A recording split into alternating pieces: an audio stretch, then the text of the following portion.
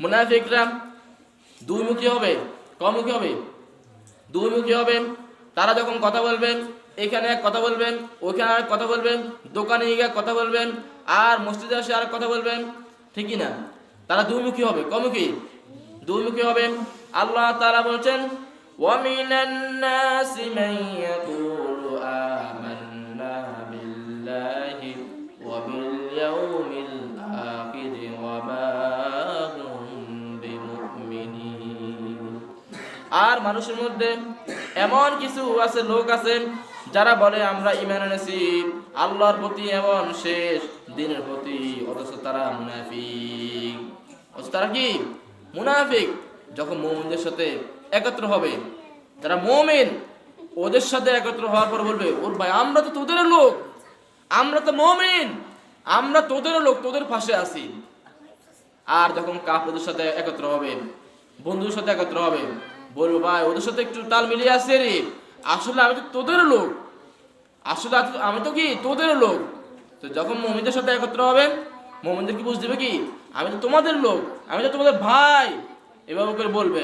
আবার যখন কি কাফেরদের সাথে দেখা হবে, বলবে ওদের সাথে আমি একটু উপহাস করলাম, একটু তাদের সাথে কি মজা নিলাম, আসলে তো আমি কি তোদের লোক। বুঝলেন নাই? এমন লোক আছে কি না? কথা বলেন, এমন লোক আছে কি না? দেখবেন আপনার সাথে সুন্দর সুন্দর কথা বলে, আর পিছনে গিয়ে আপনাকে সুন্দর করে বাঁশ দিয়ে দেয়।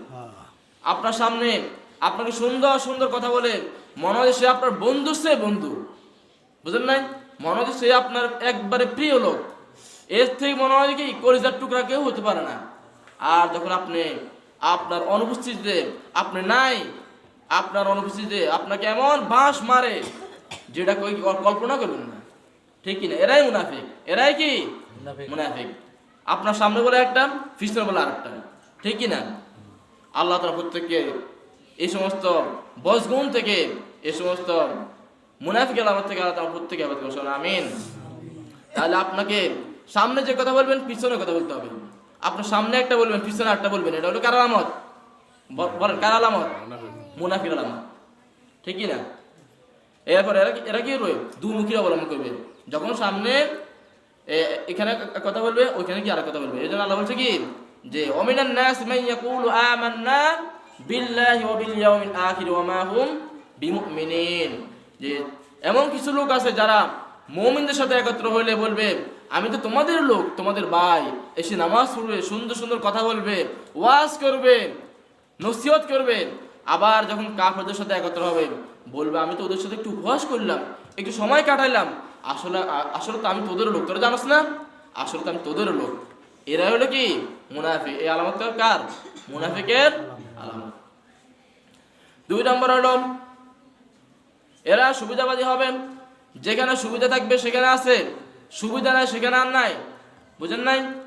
দ্বীনের বিষয়ে যারা যে সমস্ত বিষয়গুলো সুবিধা মনে হয়, ভালো মনে হয়, এটা করলে আমার কোনো ক্ষতি হবে না, এই কাজটা করলে মনে হয় আমার সুবিধা হবে, ইসলামের এই কাজটা করলে মনে হয় আমার ভালো হবে, সুবিধা হবে, সেটা করেন।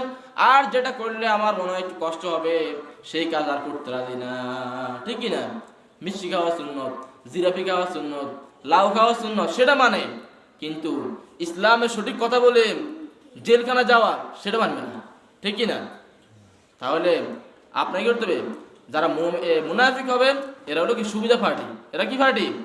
সুবিধা পার্টি। এই জন্য ইসলামের সব বিধান আপনাকে কষ্ট হলেও মেনে নিতে হবে, ঠিক কি না? যেটা আপনার বুঝে আসলো মানতে হবে, না বুঝে আসলো মানতে হবে, ঠিক কি না? এক রাকাতে একটা রুকু, 2টা সেজদা, আপনার বুঝে আসলো মানতে হবে, বুঝে না আসলো মেনে নিতে হবে, ঠিক কি না? যদি আপনি এখানে দ্বিমত করেন তাহলে আপনি মুনাফিক হবেন, আপনার ঈমান চলে যাবে, ঠিক কি না? এই জন্য ইসলামের পরিপূর্ণ আপনি ইসলাম প্রবেশ করতে হবে। কিছু মানছেন, কিছু ভালো লাগছে ওগুলো মানছি, কিছু ভালো লাগে নাই সেগুলো বর্জন করলাম, এটা হতে পারে, ঠিক কি না? এজন্য এবং কি যারা মুনাফিক হবেন এদের অন্তরের মধ্যে রোগ থাকবে, এদের ভালো কাজ ভালো লাগবে না, ভালো কথা বলতে ভালো লাগবে না, নামাজ পড়তে ভালো লাগবে না।